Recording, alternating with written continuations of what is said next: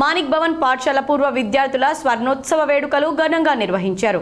నిజామాబాద్ నగరంలోని మానిక్ భవన్ పాఠశాల 10వ తరగతి 1972-73 పూర్వ విద్యార్థుల స్వర్ణోత్సవాలు మానిక్ భవన్ పాఠశాలలో ఘనంగా నిర్వహించారు. ఈ కార్యక్రమానికి ముఖ్య అతిథిగా పూర్వ విద్యార్థిగా అర్బన్ శాసనసభ్యులు ధన్పాల్ సూర్యనారాయణ గుప్తా పాల్గొన్నారు. అనంతరం తమకు విద్యా బుద్ధులు నేర్పిన గురువులు సుబ్బారావు, కృష్ణారావులను సన్మానించారు. ఈ సందర్భంగా ఎమ్మెల్యే మాట్లాడుతూ గోల్డెన్ జూబ్లీ వేడుకలు ఘనంగా నిర్వహించి చిన్ననాటి మిత్రులను ఒక దగ్గరికి చేర్చిన ఆర్గనైజేషన్ కమిటీని ముందుగా అభినందించారు. గోల్డెన్ జూబ్లీలో మిత్రులందరి కలయిక చూసి తన బాల్యపు రోజులను గుర్తు చేసుకున్నారు. 50 సంవత్సరాల నాటి విద్యారంభం నుండి నేటి వరకు సాగిన తమ స్నేహం ఒక విలువైన ఆస్తిగా భావిస్తున్నట్లు తెలియజేశారు. తాము నేడు వివిధ రంగాల్లో ఉన్నత స్థానాల్లో ఉన్నారంటే మానిక్ భవన్ పాఠశాల అనే జ్ఞానమందిరం గురువులే కారణమన్నారు. మానిక్ భవన్ పాఠశాల తన విజయపథానికి తొలి అడుగు అన్నారు. ప్రతి వ్యక్తి జీవితంలో ఉన్నత శిఖరాలను అధిరోహించాలంటే బలమైన పునాది అవసరమని, అలాంటి పునాది తనకు మానిక్ భవన్ పాఠశాల అని పేర్కొన్నారు.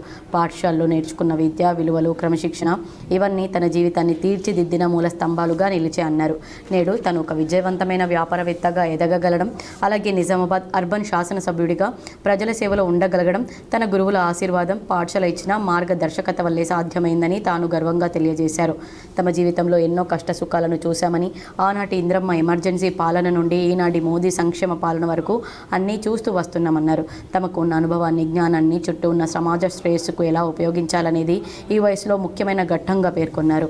విద్య, వైద్య రంగాల్లో సేవలందించడం, ఆధ్యాత్మిక సేవా కార్యక్రమాల్లో పాల్గొనడం, గోసేవ వంటి కార్యక్రమాల్లో పాల్గొనడం చేయాలన్నారు.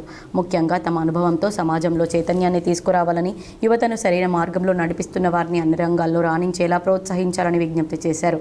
ఈ కార్యక్రమంలో చంద్రశేఖర్, గోపాల్ రెడ్డి, గౌతమ్ మోహన్, పోటోళ్ల చిన్నారెడ్డి తదితరులు పాల్గొన్నారు.